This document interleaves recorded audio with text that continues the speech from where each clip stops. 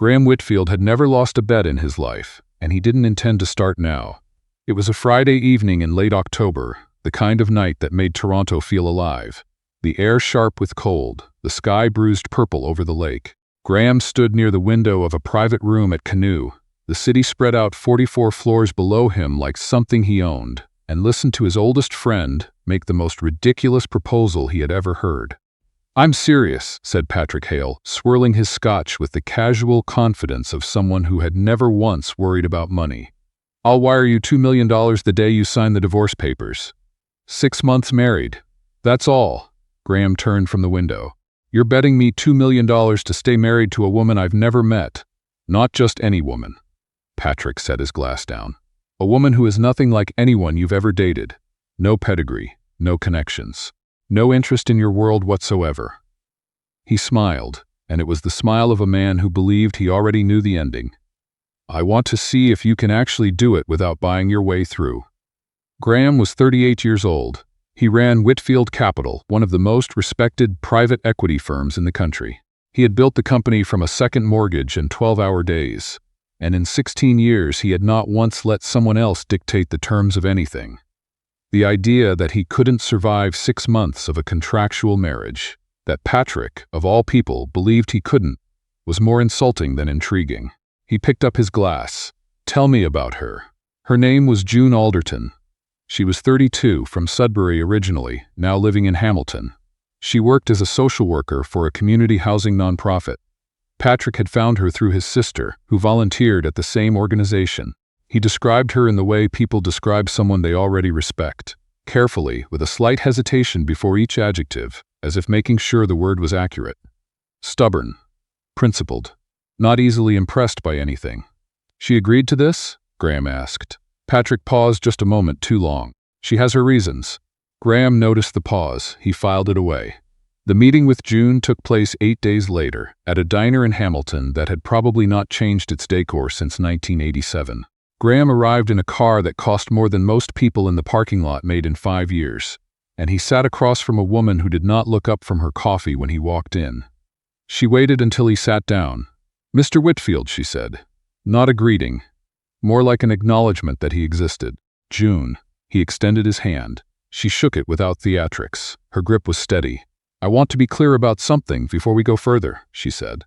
"I know exactly what this is. I know the terms, and I have conditions of my own." He had expected nervousness, excitement maybe, even contempt he would have understood. What he had not expected was this: a woman who looked at him the way she might look at a contract she was deciding whether to sign.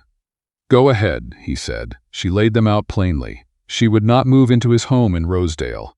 They would share a place, a reasonable place, her word, that was not designed to make her feel like a guest. She would continue working. She would not attend his events unless she chose to. And she would not be managed, shaped, or handled. "You can have your 6 months," she said. "But I won't be a prop in your life." Graham studied her.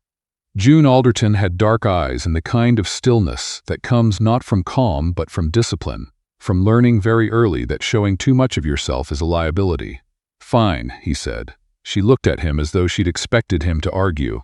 When he didn't, something shifted almost imperceptibly in her expression, not warmth. Something more like recalibration. "Fine," she said back. They were married on a Wednesday in November at a courthouse in downtown Toronto, with a city clerk and 2 strangers from the hall as witnesses. Graham wore a suit he'd worn to 3 other meetings that week. June wore a gray dress and carried nothing.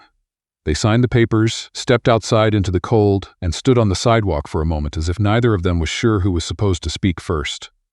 "So," June said. "So," Graham said. A cab went by. Somewhere a streetcar bell rang. "I'll see you Saturday," she said. "I found a place in Leslieville. 2 bedrooms. I emailed you the listing." She walked to her car. He watched her go, and for the first time in longer than he could remember, Graham Whitfield felt like he didn't have the advantage. He spent the first 2 weeks trying to establish one. He was not deliberately cruel. That wasn't his style. His style was subtler, the kind of control that operates through logistics. He booked the moving company without consulting her. He had groceries delivered that she hadn't requested. He arranged for his office to call her with schedule updates for events she hadn't agreed to attend, framing it as courtesy. He was accustomed to environments where his preferences set the tempo, and he brought that habit into the Leslieville apartment without fully realizing it. June dismantled each attempt with surgical precision and no apparent anger. The groceries she thanked him for, then quietly donated to a food bank 2 blocks away. The moving company she sent home and arranged her own, smaller move. The event calls she stopped answering, and when he mentioned one particular gala, a hospital foundation benefit she would have found useful for her work, he insisted. She looked at him across the kitchen counter and said, "I'll let you know if I decide to go. You'd know the chief of medicine. It would benefit your clients, Graham." She said his name the way a teacher corrects a student who already knows better. "I've been navigating systems that don't work for 20 years without your contacts. I'll manage." He went to the gala alone. He stood in a room full of people who deferred to him and found himself, for the first time in years, vaguely bored by it. At home, and it had begun to feel uncomfortably like home. June kept her own schedule. She was up before him most mornings, usually gone before 7. She came back late and rarely in the mood for conversation, but not because she was hostile. She was tired. Genuinely, bone-deep tired in the way that people are when they spend all day holding other people's emergencies. He saw it in the way she dropped her bag by the door, the way she stood in the kitchen with the fridge open for too long, not looking for anything in particular. One evening he made dinner without announcing it. Nothing elaborate, roasted chicken. Something he'd learned from a chef course he'd taken years ago and never found occasion to use. He left her plate on the counter with the oven light on and retreated to his office. He heard her come in at 8:30. He heard the pause in the kitchen. He heard her eat. She said nothing about it that night. In the morning, her mug was on the counter with a post-it. "You cooked the chicken for too long. But thank you." He read the note 3 times. The weeks passed. Graham began noticing things. The books she left on the coffee table, dense, policy-heavy things about housing reform and indigenous land rights. The podcast she played on Saturday mornings, an interview show out of CBC. The phone calls she took in her room that he could hear fragments of through the door. Her voice shifting into something softer, more patient, the voice she used with clients who were at the edge of something. He noticed that she never talked about her family. He had a file on her, a basic background check his office had done before the marriage, standard practice. And he knew the outline. Born in Sudbury, mother deceased, 1 younger brother, father listed as estranged. But in 6 weeks of living in the same apartment, she had not mentioned any of them once. He didn't push it. Something about the silence around that subject felt deliberate, and Graham had learned enough about deliberate silences to know they were load-bearing. But he thought about it. He thought about a lot of things he hadn't expected to think about. One night in December, a week before Christmas, he came home from a meeting to find June on the couch with her knees drawn up, staring at the wall. Not reading. Not on her phone. Just sitting in the particular stillness of someone who has received news they haven't processed yet. He stood in the doorway. "You okay?" She looked at him as though she'd forgotten he lived there. Then she said quietly, "One of my clients lost her housing today. 3 kids under 8. I've been working that file for 11 months. He didn't say anything. He sat down on the other end of the couch, not close, not performing concern, just present. After a long moment, she said, "The system is so broken. You fight for one person, and while you're looking the other way, 3 more fall through." "I know," he said before he could stop himself. She looked at him, not with suspicion, with something more like genuine curiosity, as if he'd said something unexpected. "Do you?" He thought about the right answer, then decided to give the true one instead. "I grew up in Timmins. My father lost his job when the mill closed. I watched my mother spend 2 years fighting with housing assistance forms that went nowhere." He paused. "We were lucky. We had an aunt who took us in. A lot of families on our street didn't have that." June was quiet for a moment. "You never talk about that." "I don't talk about most things," he said. She almost smiled. Not quite, but almost. It was the most honest conversation they had had in 6 weeks, and it lasted 4 minutes, and Graham drove to his office Christmas party that night with it still turning over in his mind. January came with the worst cold snap in a decade, and something shifted between them in the way that things shift in Canadian winters. Not dramatically, just a slow adjustment, the way you start walking closer to another person when the wind picks up. They began having breakfast together. Not always, but often. June started giving him notes on his grocery orders. "We don't need 6 kinds of sparkling water, Graham." And he started following them. He found himself saving things to tell her. A report on housing policy he thought she'd find interesting. A comment from a client meeting that had stuck with him. He didn't always tell her, but he thought about it. Patrick called in the 3rd week of January and asked how things were going.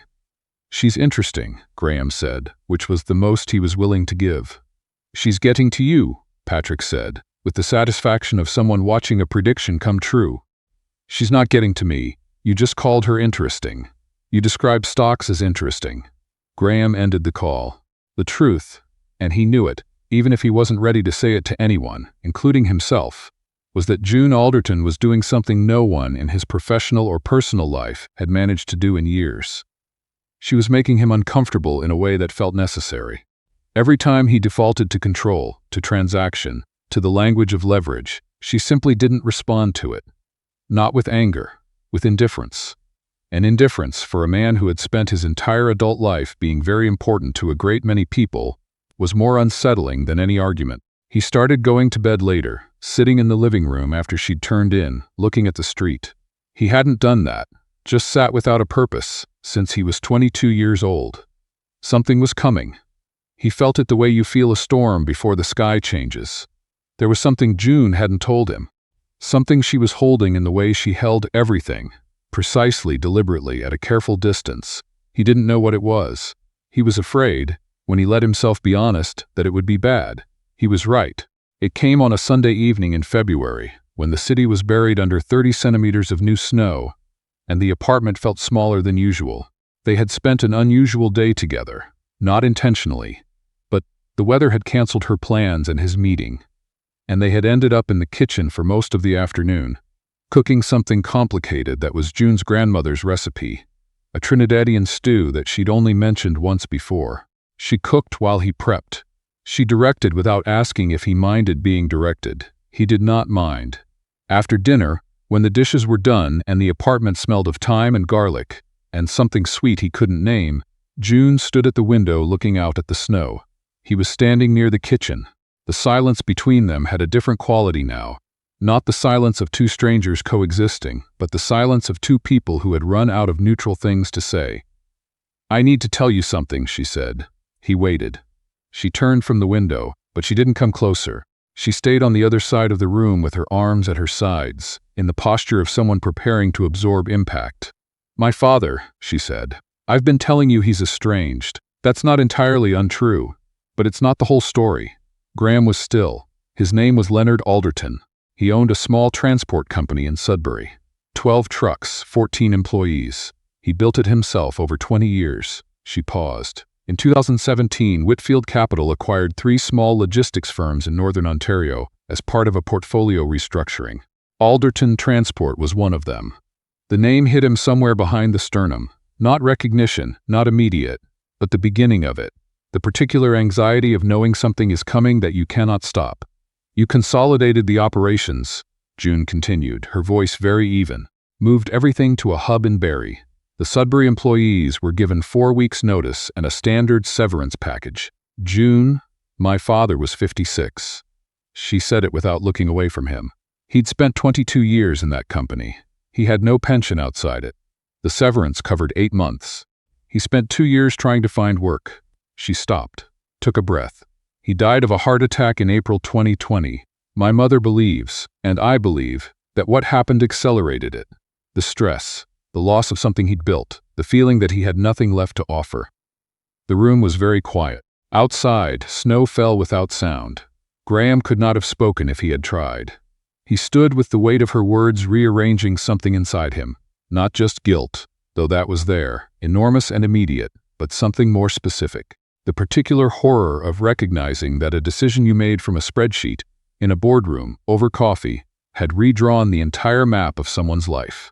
That Leonard Alderton had existed, had driven those 12 trucks, had hired those 14 people, had watched his company get absorbed into someone else's portfolio strategy, and Graham had never once thought about who he was. He had not known. That was true. But it was also true that he had not wanted to know, and that was not the same thing. I found out about Patrick's bet 3 months before he approached me, June said. Patrick's sister works with me. She mentioned it without realizing what it meant. When I understood the connection, I agreed because I wanted. She stopped, tried again. I wanted you to see me. Not as an acquisition, not as a problem to be managed. I wanted you to have to live next to the consequences of what you do, even just once. Graham sat down on the arm of the couch. He felt unsteady in a way that had nothing to do with the physical. You could have told me before we married, he said. Yes, she said. I could have. Why didn't you? She looked at him for a long moment, because you would have written a check and considered it closed. He couldn't argue with that. A year ago, she would have been entirely right. I'm sorry, he said. The words felt inadequate to the point of embarrassment, but he said them anyway. For your father, for what happened to that company. I don't have the right words for it, June. She nodded. Not forgiveness, acknowledgement. I know, she said. And then she went to her room, and Graham sat in the living room for a long time, watching the snow. In the days that followed, June returned to her distance, and Graham did not try to close it. He knew this was not a moment for words, and he had made enough mistakes in his life by responding to discomfort with action. Instead, he sat with it. He went back through the records of the 2017 acquisition, something he had never done, and read the names of every employee who had lost a position. There were 41. He hired someone to track down their current circumstances. It took 3 weeks. The report was 60 pages. He read all of it. Then he started making calls. He did not announce what he was doing. He did not tell June. He did not call Patrick or his PR team or anyone who might make it into a story about his generosity. He called people individually, introduced himself, and asked them what they needed. Some hung up on him. He accepted that. Some listened. A few agreed to meet. He set up a fund, not named after himself. Named after nothing. Just a number you called if you had been employed by one of the 3 companies absorbed in the 2017 restructuring. If you needed retraining support, housing bridge funding, pension supplements. The administration went through a third party. His name was not on any public-facing documentation. He went to Sudbury once, in March, and stood at the address where Alderton Transport had operated. It was a logistics hub now, branded with a company name 2 layers removed from his own. He stood in the parking lot for 5 minutes and then drove back to the highway. June found out in April, 3 weeks before the 6 months was up. She came home from work on a Thursday to find him at the kitchen table with his laptop open, on a call that he finished quickly when she came in. She set her bag down in the usual spot. Patricia Osei called me today, she said.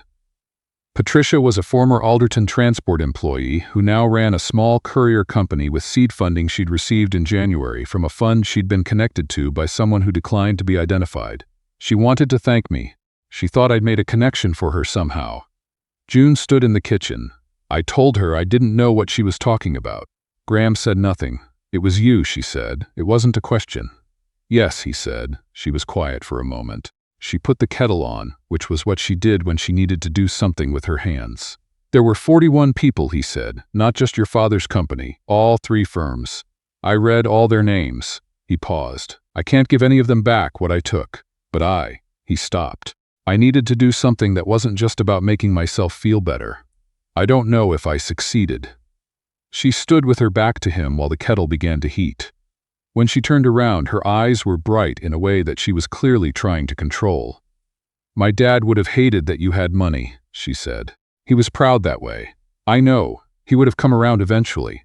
She almost smiled. He was also a realist. Graham stood up. He didn't go to her. He stayed by the table because some distances have to be closed by the person who was hurt. I'm not doing this for the bet, he said. I want you to know that. Whatever happens on May 15th, I'm not. This isn't about Patrick's $2 million. I haven't thought about that in 2 months. June looked at him. The kettle started to rumble. I know, she said. May came to Toronto the way it always does. Cautiously, the trees still undecided. Some mornings still cold enough for a coat. The lease on the Leslieville apartment ran through the end of the month. The 6-month agreement expired on the 15th. On the 14th, Graham made dinner again. He had improved. June's notes had been exacting, and he had followed them. They ate at the kitchen table, which they had been doing most nights for 2 months now. After dinner, June cleared her plate and then stood in the kitchen looking at him the way she sometimes did. like she was deciding how much to say. "There's something else," she said. He waited. "Before I met you, before Patrick came to me with this." She moved her hands once, briefly, a gesture he had learned meant she was choosing words carefully. "I had a miscarriage 2 years ago. I was with someone. It didn't last. The pregnancy wasn't planned, but I wanted it." She looked at him steadily. "I lost it at 10 weeks. Around the same time my father was in the worst of it." She paused.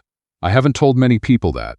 Graham felt the words move through him like cold water. He thought about her file, the bare outline he'd had compiled with no life in it. He thought about all the things that are invisible in a summary, all the weight a person carries that doesn't show up anywhere. "I'm sorry," he said. And this time the words felt different. Not inadequate, but genuine in their inadequacy. Sometimes sorry is all there is, and the honest thing is to say it clearly. She nodded. "I'm telling you because." She stopped. "I don't share that with people, and I just told you." So, he said. Something shifted in the air between them, not dramatic, not accompanied by music or declarations. More like a door that has been stiff for a long time finally opening because someone applied the right, steady pressure. "What do you want to happen tomorrow?" she asked. He did not hesitate. "I want to keep doing this, whatever this is." He looked at her. "I want to do it properly, without the bet, without the contract, without anything that lets either of us pretend it's something other than what it is."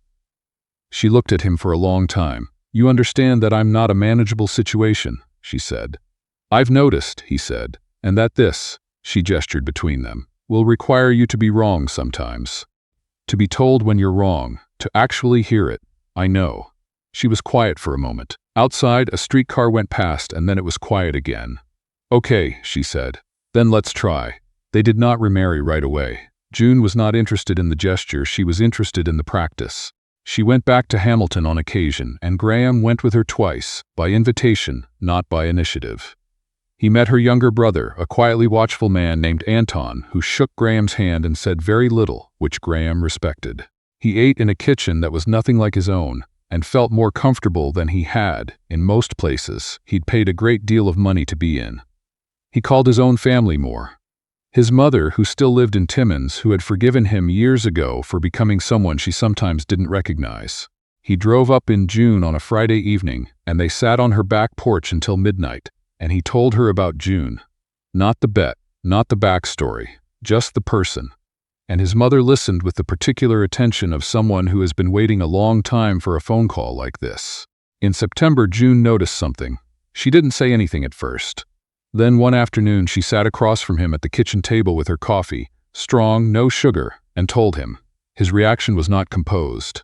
He was not composed. He laughed, which surprised him, and then he put his forehead down on the table for a moment, which surprised her, and then he looked up and there were tears on his face, which surprised both of them.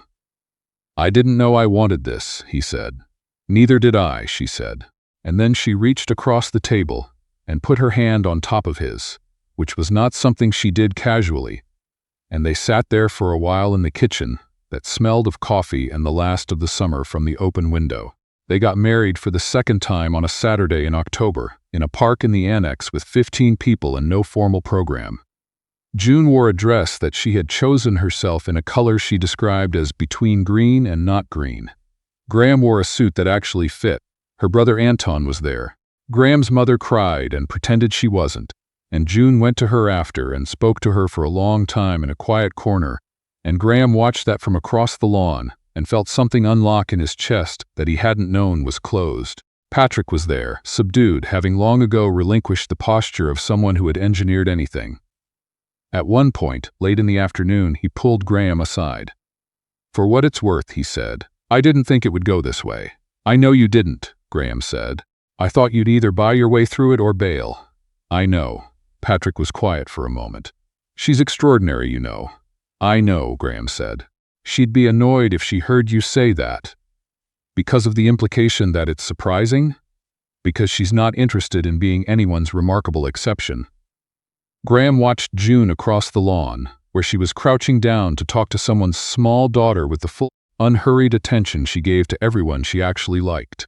"She just wants to be taken seriously." Patrick nodded slowly. "It's not a complicated ask," Graham said. "It just turns out most people can't manage it." He crossed the lawn and stood beside her, and she glanced up at him briefly with the particular expression he had come to know best. Assessing, wry, warmer than it looked, and then she went back to the conversation she was having, and he stayed beside her, and neither of them needed to say anything at all.